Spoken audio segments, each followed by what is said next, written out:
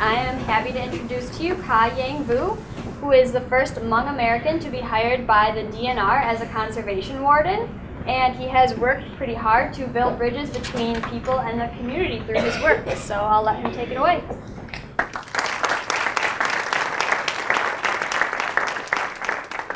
Thank you. How are you guys doing tonight? I thought I made a PowerPoint, so I'm not just winging this. I did make a PowerPoint, but then as I was watching her PowerPoint, I'm like, oh man, that's really good. So I thought maybe I'll just keep this one to myself. I hope you guys don't mind, all right? She was really good. I liked her stuff, and she covered a lot of the stuff that I was going to cover too, so I just didn't want to be redundant and repeat all the things that she has already mentioned, you know. But before I get started here, I'm sorry, what was your name? Janessa? Like I said, my name is Yeng Vue, and I'm a conservation warden with the Department of Natural Resources. I've been with the department since 2010 as a part-time employee with them, and then I finally got hired full-time with them in 2015 and have been working full-time with them since. So with that said, what is the importance of this week, you guys think? And then just real quick, I hate just standing up here and talking, you know. I like to ask a lot of questions. You don't have to answer if you don't want to, but you may if you like. But what is the importance of this week? Raising awareness about our natural resources, environmental, and whatnot, right? So with that said, let's all just take a moment, close our eyes. We're not going to pray, but close our eyes and imagine this, okay? Just close your eyes, imagine this. You live in a world where there's no pavement, everything's plastic. The tree you have outside your house is a balloon because it saves the environment. The light in your house is done through solar stuff, it's really good and stuff. But you get your air delivered to you, fresh air delivered to you, all right? Because that's how you get your air.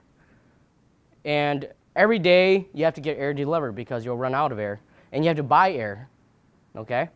Same goes for your water. I mean, we're already buying water, but now you also have to buy air. Now, take that and also imagine a world where you have to go get your water from a river, all right? You have to walk through some hills. You have to walk through the jungle to go to this river, and it's not a nice, clean, clear river or stream or waterfall, whatever it may be. The water's dirty. It's brown, all right? Well, that's where you got to get your drinking water from. And if you have a really good imagination, use it well in this section, all right? You go to the river, you got your 5-gallon jug, and you put the jug in the water to get some in the water to get some water. And as you're standing in the water, putting water in your jug, you look up and you see a giant piece of turd floating by. Now open your eyes. How do you feel? The first story I told you about was a story from Dr. Seuss. Have you guys seen the movie The Lorax or read the book? Yeah. In a world where you have to buy air, right? Or your air is delivered. The second story I told you was my family story. And that was the story of a place where I came from. A place where you get your drinking water from the same place where somebody else is taking a bath, where somebody else is washing their clothes, and also where somebody else goes to the bathroom, all right? And we live in a world where we can get our water here from bottles, from drinking fountains. You go to a faucet, you turn it on, the water comes out. That's the world we live in. So we got to take our time to preserve our natural resources, right? She talked a lot about water, and I really like that because how important is water to you, right? How much are you willing to pay for this much water if this was the only bottle of water left on Earth? And you haven't drank water in 3 days. You haven't drank water in 3 days, it's 80 degrees. I wouldn't be wearing a suit and tie, and I just did this in front of you. It's worth a lot of money then, isn't it? That's why we got to cherish it now.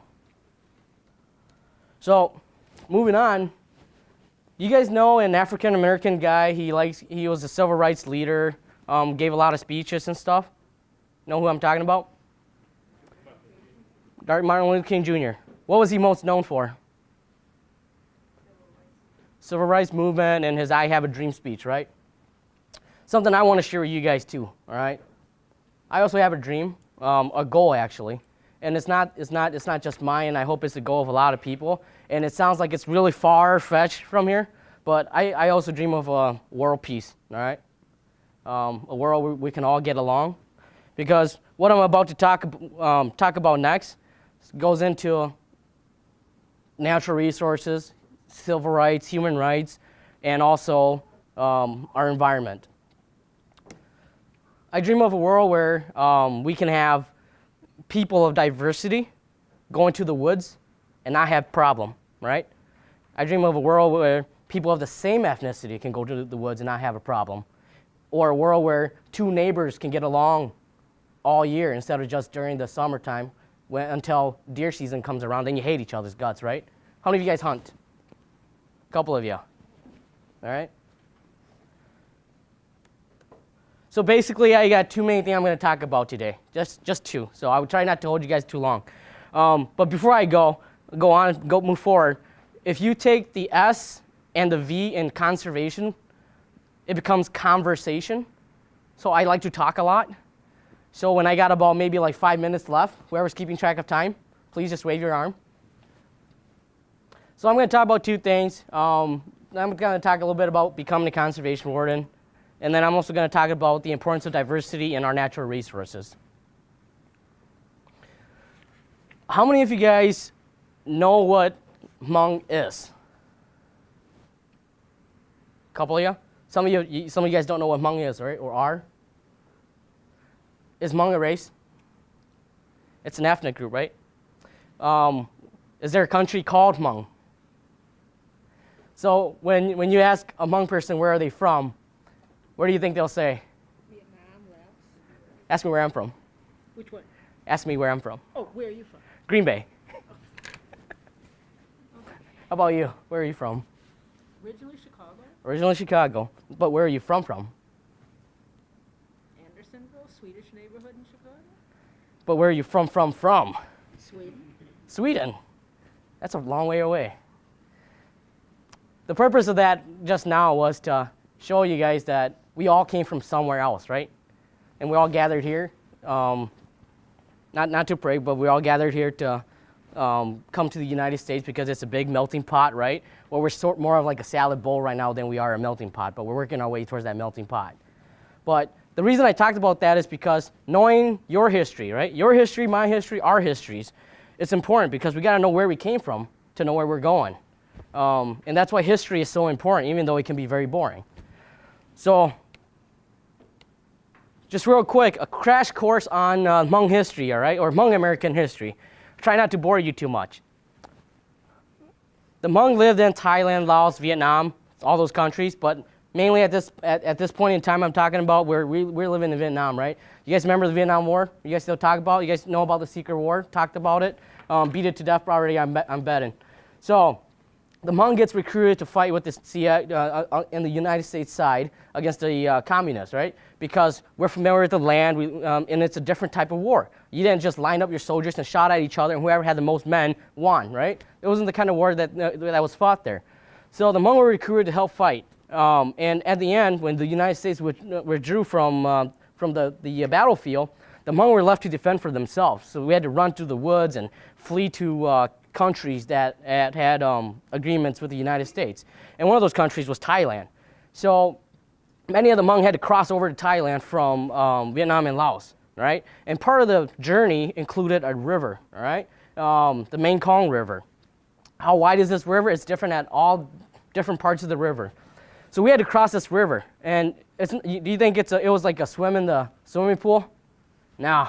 Most of the time, you had to cross the river in the middle of the night when the river has sub-zero temperatures. And on top of that, you got your entire family. You can and packs of clothes, whatever you could pack on your back.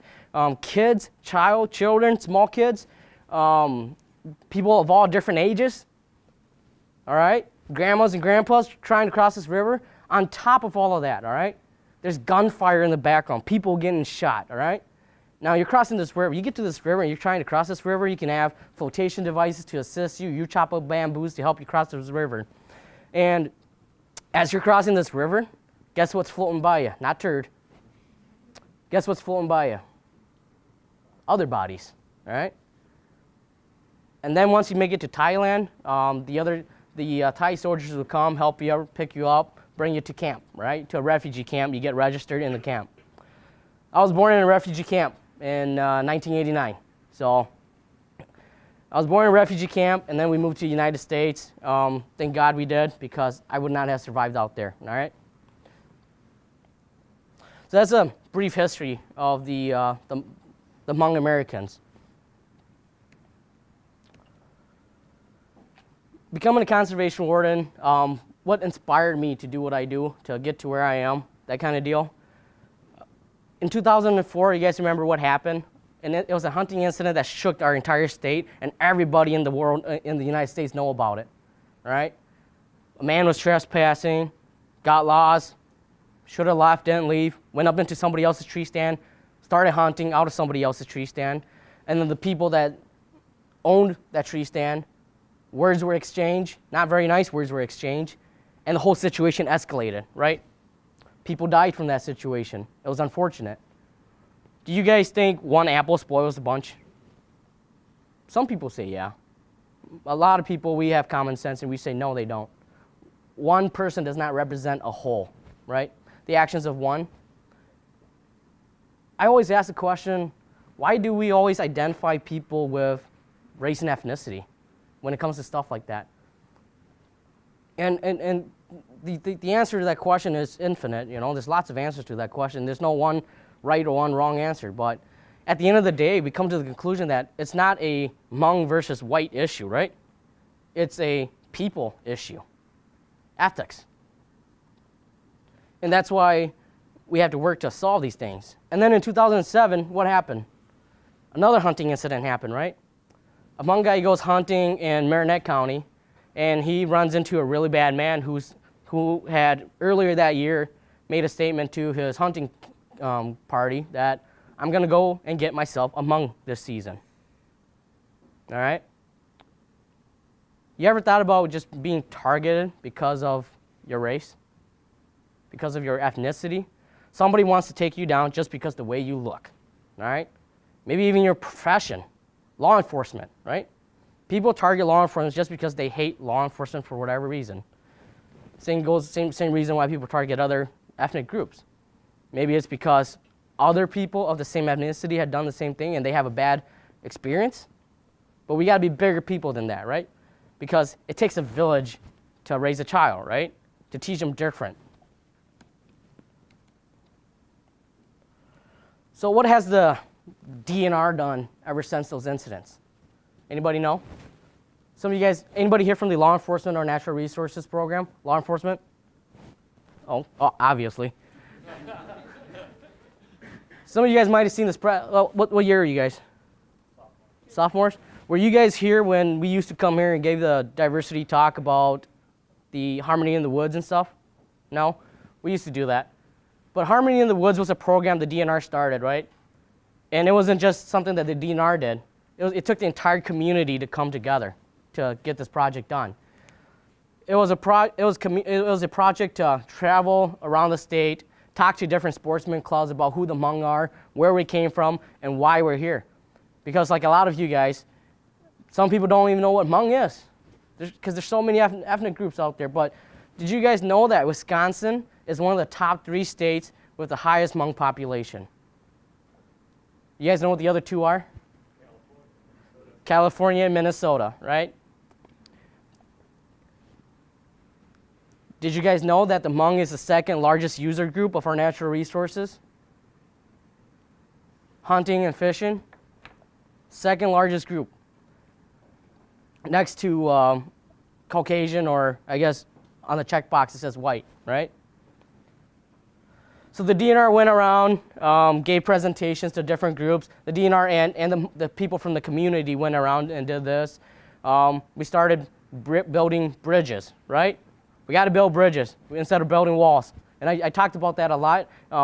We got to build bridges to bridge these things, because if we don't talk about these things, we can't ignore it, right?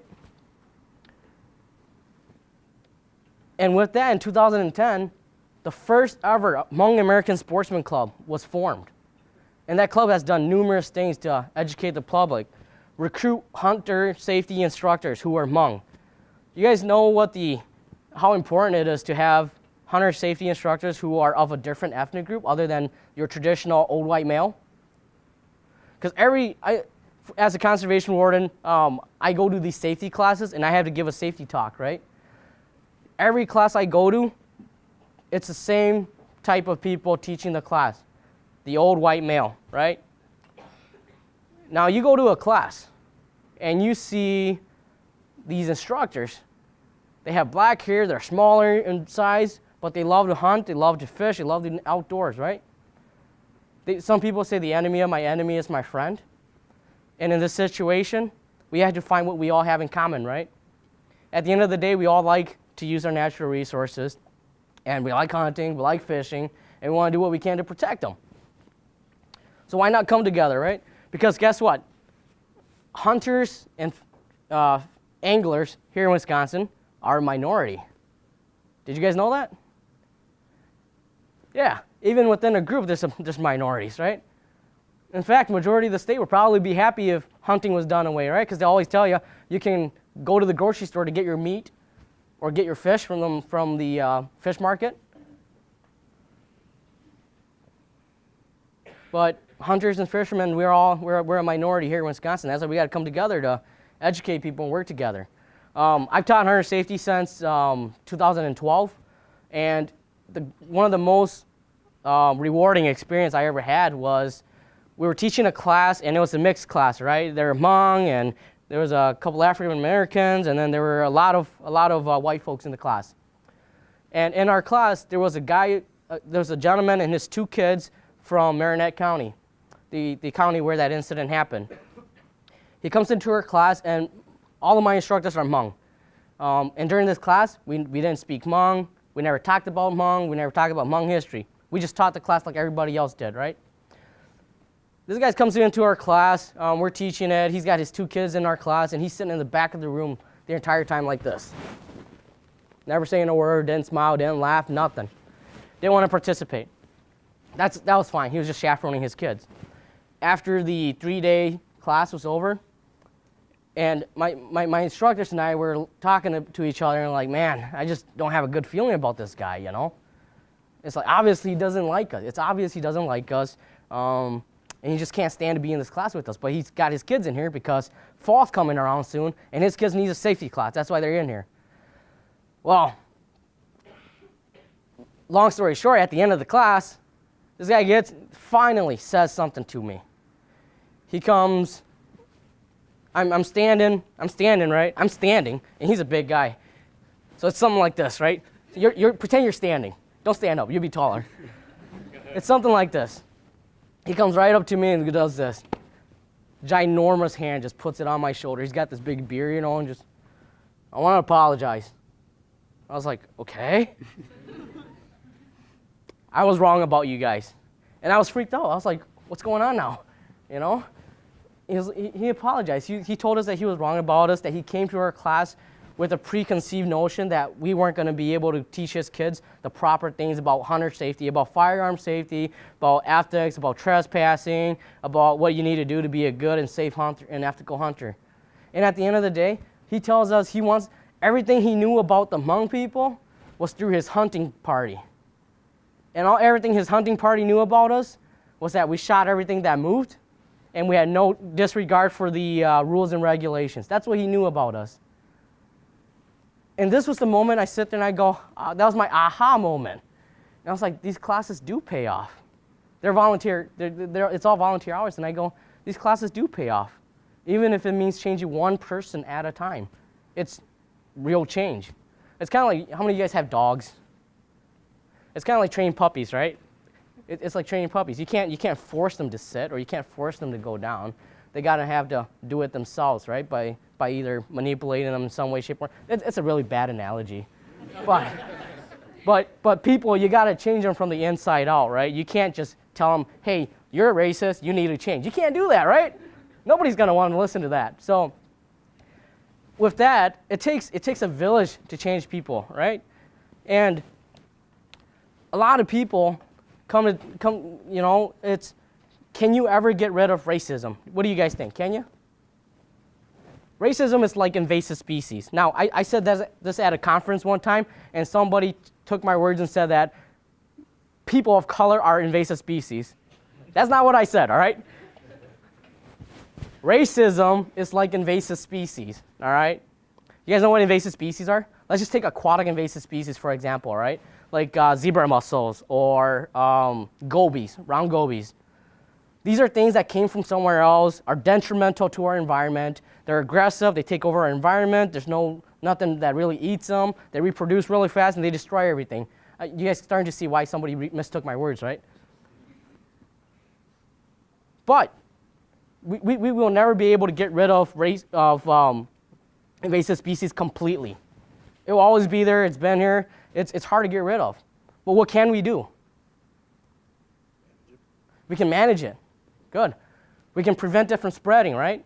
You go to a lake with your boat. What should you do with your boat before you leave the boat landing? Clean the weeds off, right? Drain the water. Sanitize it so that you go to the next lake and you don't contaminate it. Now take that and apply it to racism, right?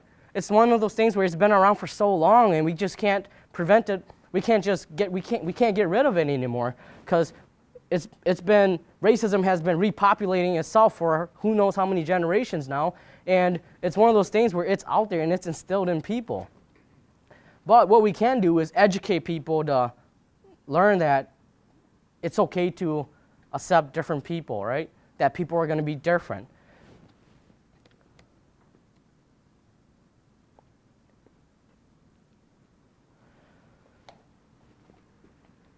So those are a couple of things that inspired me to become a conservation warden. You know, I wanted to change that perspective. Just even people coming up to me, they're like, "Wow, I never seen an Asian warden before." It's like, what? Are we supposed to be all white? And you know, the paper said that I was the first Hmong American conservation warden, and it's just like what I said in the paper too. You know, my goal wasn't to set out to be the first, or the last, or the third, or whatever number.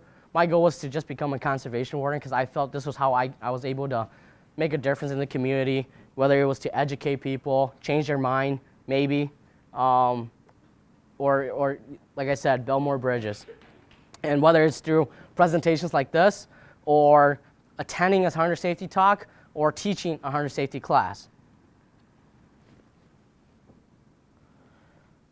So our environment's important to us. I'm going to shift from the whole race stuff back to our environment, right? Question for you guys. How many of you guys drink clean water? Anybody drink dirty water? How many of you guys breathe clean air? Or at least, I mean, our air's still better than other countries, but how many of you guys like breathing clean air? A lot of you. I mean, if you said no to either one of those questions, you're an interesting person. Because I got a challenge for all of you guys, all right?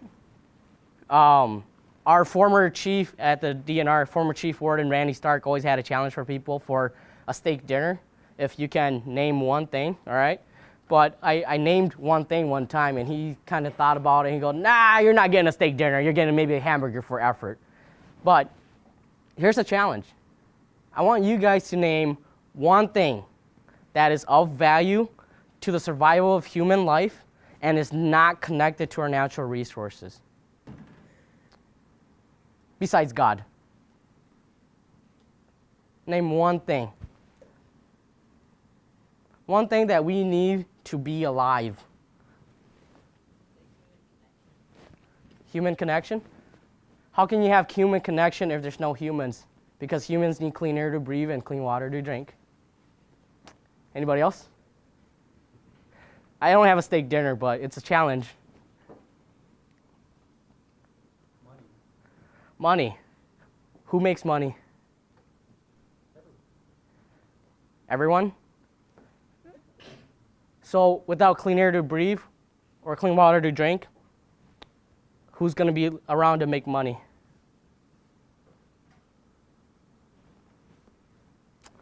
So just about everything we need to live is based around our natural resources. That's why it's important for us to protect our environment, right? God. And that's why he gave me 50% on it, because he goes, well, if you believe, yes. If you don't believe, no. So I earned myself a hamburger that he still owes me.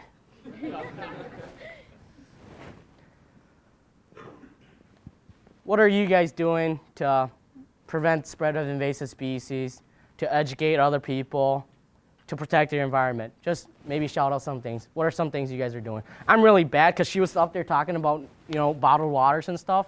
And I'm sitting here, I'm feeling guilty right now. But I refill it, so I'm okay. But what are some things that you guys are doing to help save the environment or educate other people?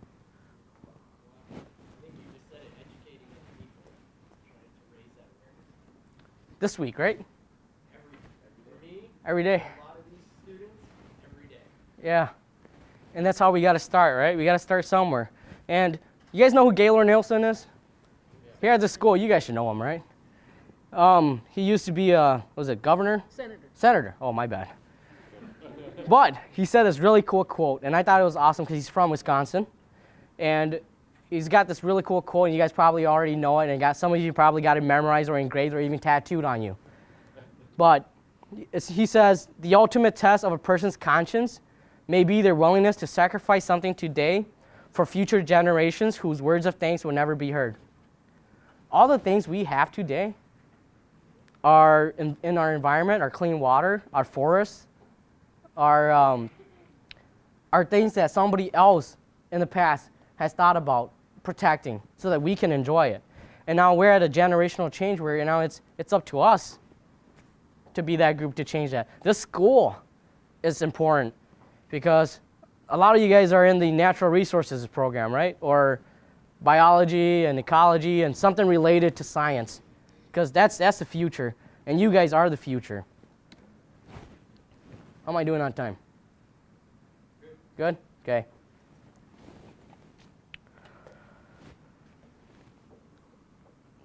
We can do a lot of things. We can always talk about things, right? We can keep talking and talking and talking and talk some more.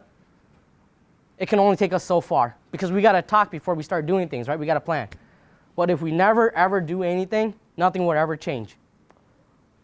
You guys know your role. You don't need me to tell you what your roles are. But there's this really good quote out there that I really like. And at least Google tells me it's by Mahatma Gandhi, okay? And it says, I found 3 different versions of it, by the way, so I don't know what he actually said. But one of them says, you must be the change that you wish to see in this world. I didn't like that one because it's saying you, one person. Then there's the other quote where it says, be the change you want to see in the world. Now it's not identifying you, we, us.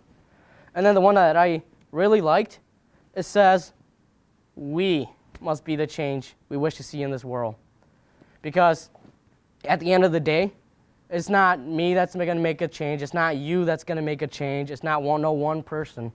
It's going to take an entire group, right? It's going to take a lot of people to make the change.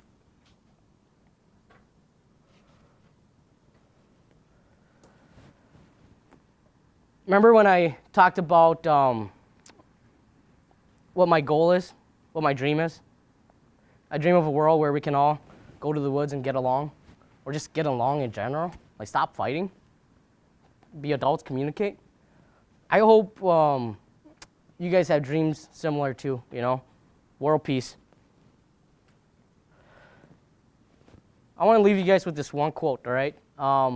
When I was going through school, I applied for a scholarship, and it was an awesome scholarship. You guys know what scholarships are, I hope. I applied for a scholarship, and this is what helped me through college so that I can have the job I have, right? And the quote was something before I tell you what the quote is, I didn't like school. I'll tell you guys that straight up. I did not like school. Some of you might not like school either, and it's cost a lot of money, right? How many of you are up to your neck in loans already? Maybe the freshmen aren't yet, but any freshmen in here? None? One? Okay. Juniors or sophomores? Juniors? seniors, super seniors. I was a super senior, so I know a lot about loans. But your education is important, and some people have probably told you guys this already. It's important. It opens up so many doors, like job opportunities and different things you can do because I couldn't be a conservation warden until I got my bachelor's degree. I got my associate's degree, and I wanted to be a warden, and they said you needed a bachelor's degree. So I went back to school, got my bachelor's degree, even though I hated it. Went to college. I took one semester at a time at that point because I was just so sick of school, and I graduated with a 2.0 GPA. I'm not proud of it, but I made it, all right? And when I finally graduated and I applied to be a warden, they go, oh, by the way, we dropped the standards down. You only need an associate's degree. I was like, all right, that's fine. I still made it. You can get a loan for your school, for your education, and you can get a loan to buy a very nice car, right? You guys know what the difference is? What's that? I said the car's only going to last so long. The car's only going to last so long, and that's true. What happens if you can't pay your car anymore? It gets repossessed. What happens if you can't pay your I'm not encouraging you to not pay your education, but what happens if you can't pay for your education anymore? And you have already completed it. You just can't pay for the loans. What happens? Who's going to take your education away from you? It's yours to keep, all right? So that's why school is important. And when I applied, going back to the scholarship thing, I would never be where I am if it weren't for people coming together to make a difference, all right? And that's what I want to leave you guys off with, okay? If you don't remember anything, remember this one thing.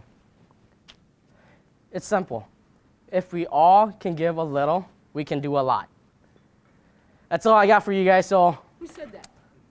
who said that? Yeah. That was said by, oh man, my sponsor's gonna kill me. He was a principal at East High School in Green Bay, Jack Washington. And that was done through the Jack Washington Wonderful World Scholarship. Every year they award a child from a low-income family from one of the 4 high schools in Green Bay with a $2,500 scholarship. And you have to apply for it, compete with everybody else. But that's what their goal was, and his name is Jack Washington. And he was a vice principal at East High School in Green Bay. Could you repeat the The quote? Sure. Yeah. If we each give a little, we can do a lot. Thank you, guys.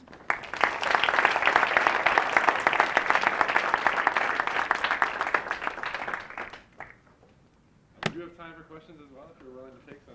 I am willing to take some. All right. Hopefully I didn't bore you guys to death.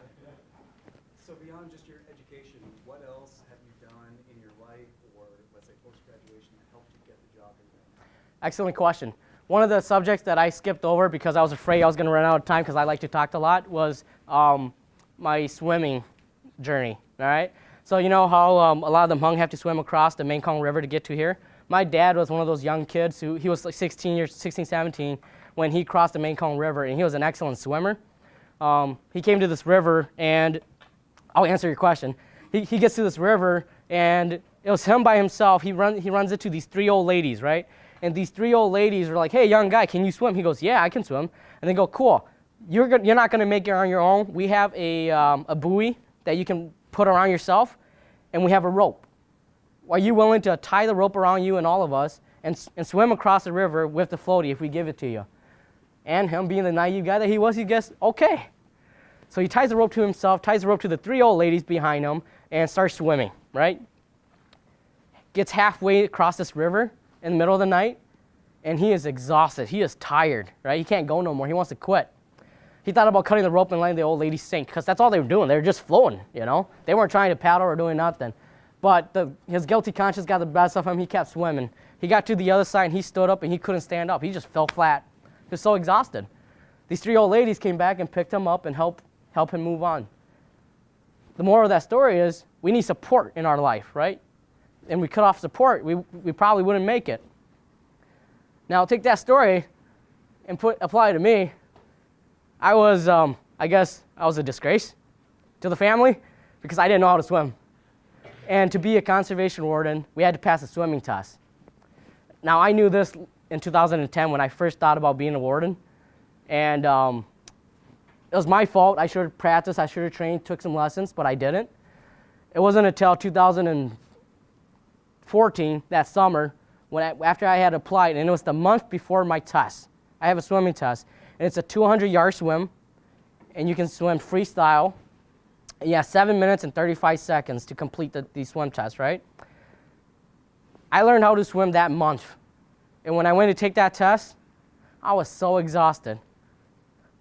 As one of my proctors told me, you were swimming forward, but you were going backwards. I got done swimming. I got to the edge of the pool. The proctor says, "Why don't you come out and we can talk about it?" I came out of the swimming pool and he flips the clipboard over.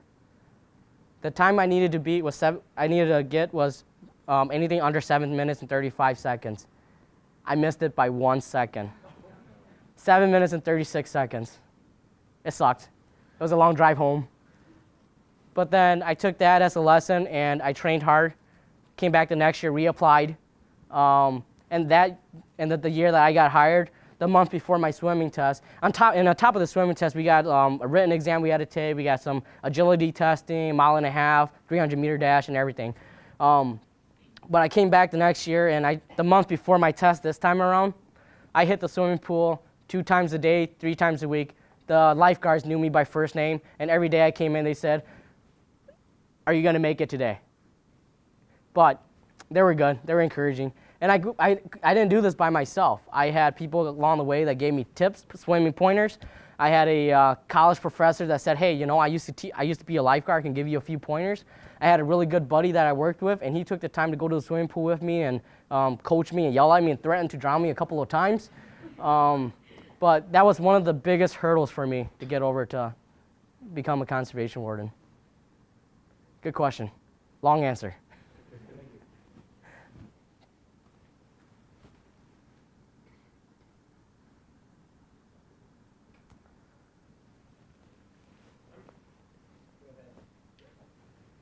How do you approach a situation that you have a bad feeling about as you go into it? Like you said, you had a bad feeling about when the guy came up and put his hand on your shoulder. Do you do anything differently when you kind of just get that gut feeling that it's not going to go well, or do you just approach everything the same? Every situation is different because we do go through the law enforcement academy. They teach us all the basics, kind of just be aware of people's body postures, their voice, their tone, how they're changing. Every situation we approach is a little bit different. We feel like that person is threatening. We'll probably approach it a little differently than if they were friendly with us. So I think that answers your question. I guess I just want to know kind of your perspective on in the state, you know, the dynamic that exists with the urban-rural divide, and sort of how, as a conservation warden, you approach that situation, and just knowing that exists, you know, in terms of conservation and like natural resource use in a place like Milwaukee or Green Bay versus, you know, Minocqua. I don't think I'm qualified to answer that question. That's probably a better question for our environmental staff. But just what I've seen is there's no one group that cares more than the other. Everybody cares about it in their own way, shape, or form. Good question, though.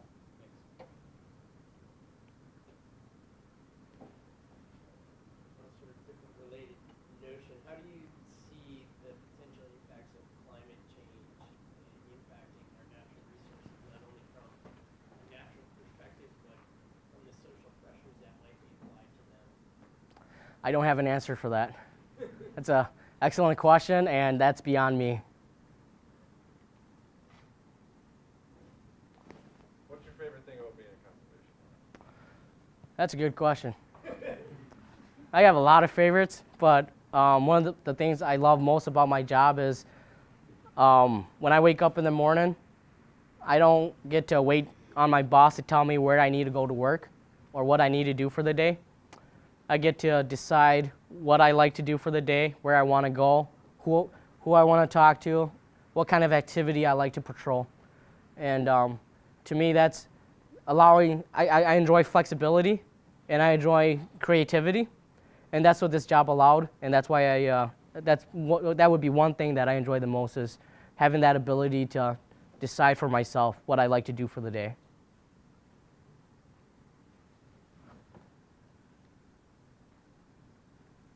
All right, well, thank you very much.